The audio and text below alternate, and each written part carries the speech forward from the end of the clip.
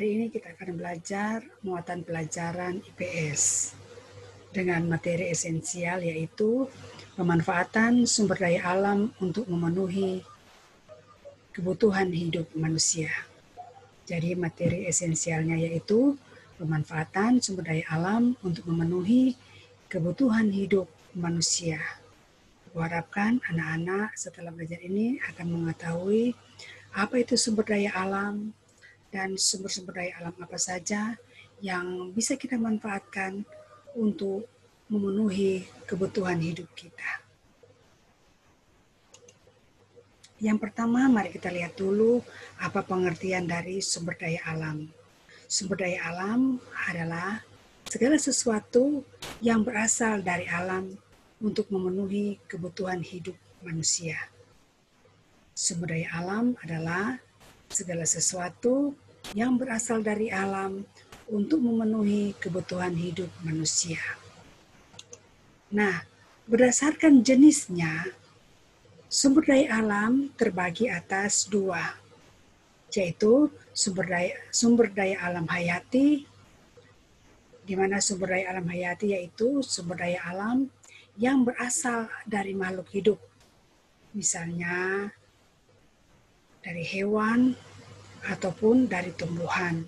Dari hewan kita bisa manfaatkan dagingnya kita makan, telurnya kita makan, susu kita minum, kemudian kulit hewan ada yang bisa dibuat menjadi tas, sepatu, atau jaket, dan juga dari hewan kita bisa gunakan tenaganya, yaitu untuk mengangkut barang dan lain-lain. Contohnya seperti hewan sapi atau kuda. Kita akan nanti, Ibu akan jelaskan selanjutnya pada contoh-contoh sumber daya alam pada pelajaran selanjutnya. Kemudian yang kedua yaitu sumber daya alam non-hayati, yaitu sumber daya alam yang bukan berasal dari makhluk hidup. Contohnya air, angin, tanah, sinar matahari, udara, barang tambang yang terdiri dari minyak bumi, emas, besi, timah, batu bara, dan lain-lain. Nah, jadi berdasarkan jenisnya, sumber daya alam terbagi atas dua, yaitu sumber daya alam hayati dan sumber daya alam non-hayati. Kemudian berdasarkan sifatnya, sumber daya alam terbagi atas tiga. Jadi berdasarkan sifatnya, sumber daya alam terbagi atas tiga. Yaitu yang pertama, sumber daya alam yang dapat diperbaharui, yaitu sumber daya alam yang dapat dibuat atau dipulihkan kembali. Contohnya hewan dan tumbuhan. Seperti misalnya hewan.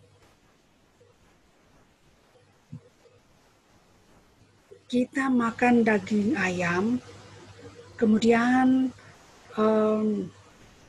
kita bisa manfaatkan daging ayam itu menjadi makanan. Seperti kita bisa buat ayam goreng. Nah, ayam yang kita makan tentunya ayam yang sudah besar. Nah, setelah itu ayam itu akan dibuat supaya ayam itu bertelur kembali, kemudian telur itu dierami, kemudian setelah telur itu pecah, kemudian akan ada anak-anak ayam. Nah, anak ayam ini kita bisa pelihara, kemudian anak ayam ini bisa menjadi besar, kemudian ayam yang sudah besar kita bisa konsumsi lagi menjadi makanan kita sehari-hari. Nah, begitu juga dengan tumbuhan, seperti misalnya tumbuhan singkong.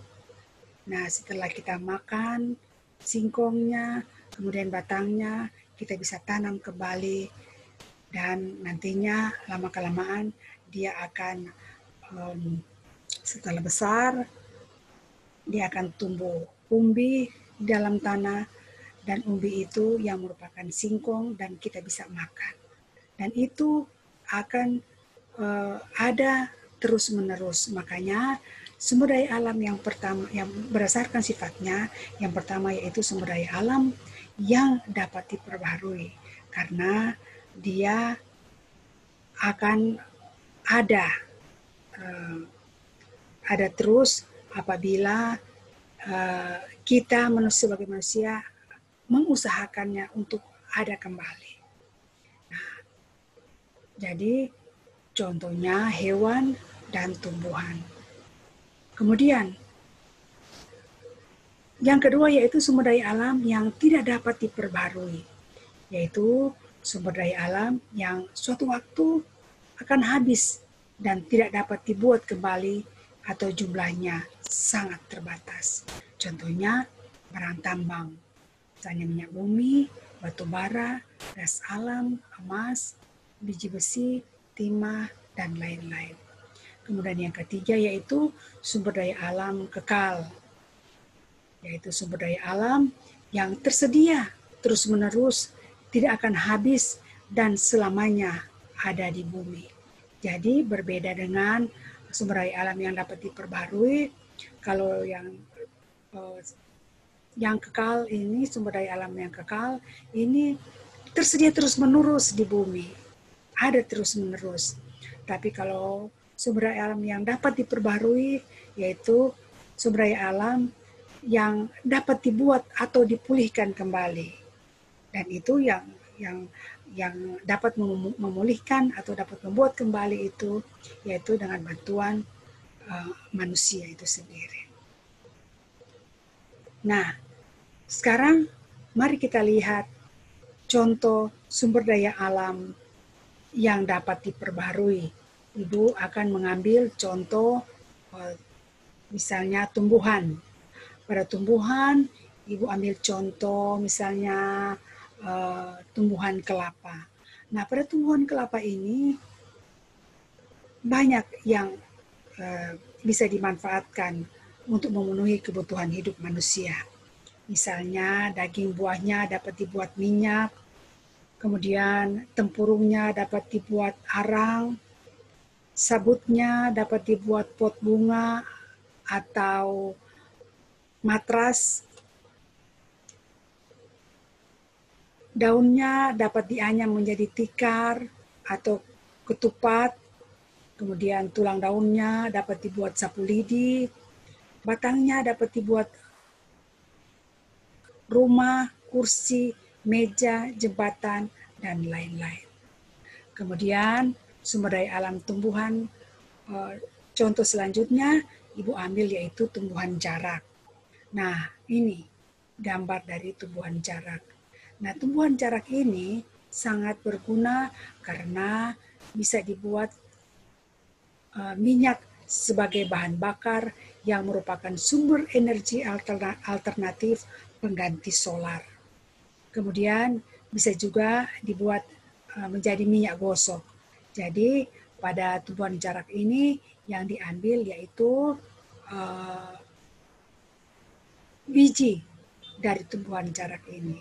Dan biji ini bisa diolah menjadi bahan bakar minyak pengganti solar dan juga bisa dibuat minyak gosok. Nah, kemudian mari kita lihat contoh sumber daya alam yang dapat diperbaharui, yaitu hewan. Ibu ambil contoh di sini yaitu seperti sapi. Nah, sapi dagingnya kita bisa ambil untuk makan. Kemudian susunya kita bisa ambil untuk diminum. Kemudian kulitnya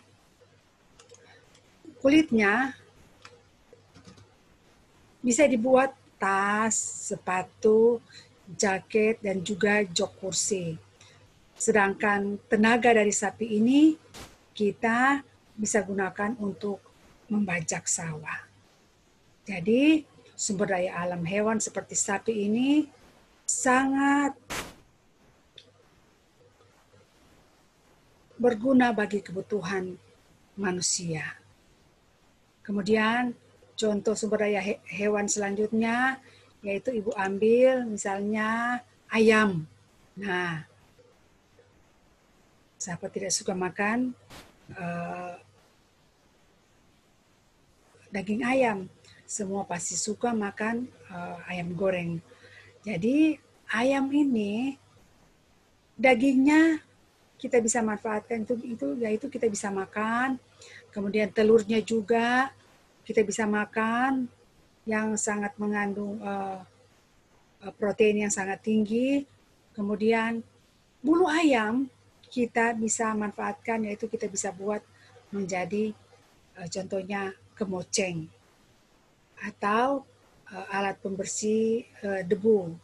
Jadi ayam ini juga sangat-sangat dibutuhkan oleh manusia untuk memenuhi kebutuhan akan pangan atau makanan dari manusia.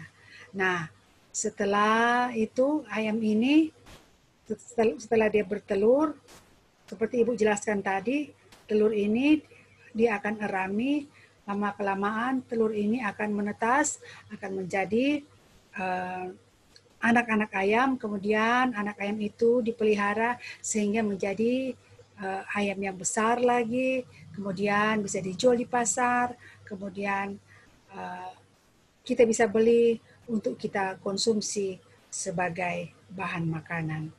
Jadi itulah mengapa sumber daya alam hewan merupakan sumber daya alam yang dapat diperbaharui. Sekarang kita tiba pada sumber daya alam yang tidak dapat diperbaharui. Nah, contohnya yaitu barang tambang. Ini contoh-contoh dari barang tambang, misalnya minyak bumi, batu bara, emas, timah, tembaga, marmer, granit, plutonium, uranium, intan, berlian. Nah, ini contoh-contoh barang tambang. Nah, berikut Ibu akan memberikan contoh bagaimana memanfaatkan salah satu barang tambang, contohnya minyak bumi. Mari kita lihat. Nah, minyak bumi ini bisa dibuat menjadi aftur, yaitu aftur adalah bahan bakar dari pesawat, kemudian bensin sebagai bahan bakar dari mobil atau motor, kemudian minyak tanah sebagai bahan bakar dari kompor, solar sebagai bahan bakar dari mesin diesel yang biasanya ada pada mobil-mobil truk. Kemudian minyak bumi juga dapat dibuat sebagai parafin atau bisa dibuat lilin. Nah, bisa juga dibuat minyak pelumas seperti oli. Kemudian yang terakhir, minyak bumi bisa juga dibuat menjadi aspal untuk pengerasan jalan. Jadi ini, sumber daya alam barang tambang, contohnya minyak bumi. Sangat besar manfaatnya karena minyak bumi dapat dibuat menjadi aftur, bensin, minyak tanah, solar, minyak pelumas, parafin atau lilin, dan aspal. Namun, sumber daya alam barang tambang ini merupakan sumber daya alam yang tidak dapat diperbarui. Karena apa? Karena sumber daya alam barang tambang ini persediaannya sangat terbatas di bumi. Jadi apabila kita ambil, lama-kelamaan dia akan habis. Dia tidak bisa diperbarui, jadi lama-kelamaan akan habis. Untuk itu makanya contohnya minyak bumi ini kita selalu diingatkan untuk selalu menghemat energi. Kemudian contoh barang tambang selanjutnya yaitu misalnya emas. Nah, emas kita bisa buat menjadi perhiasan seperti kalung, gelang, cincin, dan juga anting-anting. Nah, barang tambang emas ini merupakan barang tambang yang sangat mahal. Oleh sebab itu sangat banyak dicari oleh manusia karena harganya sangat mahal untuk dibuat perhiasan seperti kalung, gelang, cincin, anting. Nah, contoh sumber daya alam barang tambang selanjutnya yaitu biji besi. Nah, biji besi ini juga sangat berguna bagi kebutuhan hidup manusia karena manusia bisa buat menjadi misalnya ini bisa buat menjadi gembok, bisa dibuat menjadi kunci, bisa dibuat menjadi paku, bisa dibuat menjadi tiang-tiang untuk rumah atau bisa dibuat menjadi tiang-tiang untuk pembuatan jembatan.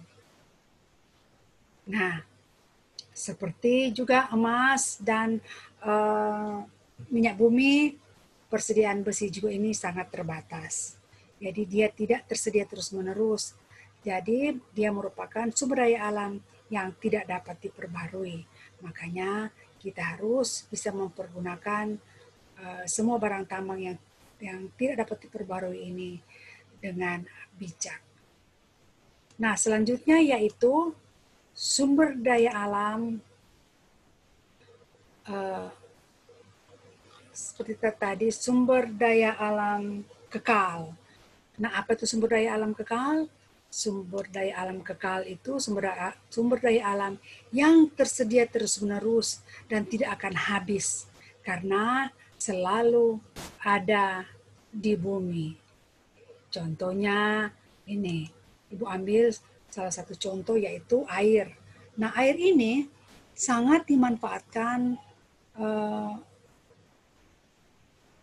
oleh manusia, sangat berguna bagi manusia. Contohnya untuk mandi, untuk memasak, untuk minum, untuk mencuci, dan lain-lain. Nah, air juga yaitu dapat dimanfaatkan oleh manusia untuk mengairi sawah, menyiram tanaman, dan juga memberi minum dan memandikan hewan peliharaan.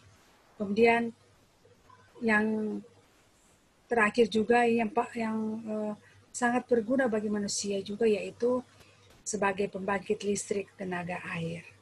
Jadi listrik yang kita nikmati itu seperti yang ada di Sulawesi Utara ini yaitu pembangkit listrik yang kita bisa nikmati itu berasal dari pembangkit listrik tenaga air. Jadi air itu sangat berguna bagi kebutuhan hidup manusia. Nah, air termasuk sumber daya alam kekal karena ada tersedia terus-menerus di bumi. Contoh juga sumber daya alam kekal yang lain yaitu misalnya sinar matahari. Nah, sinar matahari dapat dimanfaatkan oleh manusia untuk menghangatkan tubuh, untuk mengeringkan makanan, kemudian untuk menjemur pakaian, dan sebagai sumber energi alternatif, yaitu sinar matahari bisa ditampung dalam suatu panel, kemudian panel ini akan bekerja dan dia akan bisa menjadi listrik dan bisa menyalakan lampu. Contohnya kita bisa lihat pada lampu-lampu jalan. Lampu-lampu jalan itu sudah menggunakan sumber energi yang berasal dari matahari. Karena matahari tersedia terus-menerus, apalagi kita ini bangsa Indonesia merupakan yang memiliki dua musim, yaitu musim panas dan juga musim hujan. Jadi matahari di Indonesia sangat banyak bersinar. Oleh sebab itu, kita bisa memanfaatkan menjadi sumber energi alternatif, yaitu kita bisa buat menjadi listrik. Nah, Sumber daya alam kekal ada juga seperti udara, seperti Ibu bilang tadi. Ada gelombang laut. Nah, semua itu juga ada angin. Nah, semua juga itu dimanfaatkan oleh manusia untuk memenuhi kebutuhan hidup manusia. Tapi di sini Ibu hanya memberikan contoh 2 saja. Nah, demikian dulu penjelasan Ibu mengenai sumber daya alam, yaitu segala sesuatu yang berasal dari alam untuk memenuhi kebutuhan hidup manusia. Jadi, kita sebagai manusia dalam kehidupan sehari-hari, kita tidak lepas dari sumber daya alam. Baju yang kita pakai juga itu semuanya berasal dari alam. Makanan yang kita makan semua berasal dari alam. Jadi semua kebutuhan yang kita pakai sehari-hari itu semuanya berasal dari alam. Nah, demikian dulu penjelasan Ibu. Setelah ini ada tugas yang bisa anak-anak kerjakan, yaitu jawablah pertanyaan di bawah ini dengan benar. Apakah yang dimaksud dengan sumber daya alam? Yang kedua, sebutkan sumber daya alam berdasarkan jenisnya. Ketiga, sebutkan sumber daya alam berdasarkan sifatnya. Yang keempat, mengapa sumber daya alam minyak bumi termasuk sumber daya alam yang tidak dapat diperbaharui? Yang kelima, mengapa sumber daya alam air, angin, sinar matahari, udara termasuk sumber daya alam kekal? Kemudian, sebutkan 5 contoh sumber daya alam tumbuhan yang dipakai sebagai bumbu masakan. Nah, silakan anak-anak mengerjakan. Apabila anak-anak belum memahami, silakan melihat kembali materi yang sudah diajarkan tadi. Demikian dulu, sampai di sini. Selamat mengerjakan tugas. Terima kasih.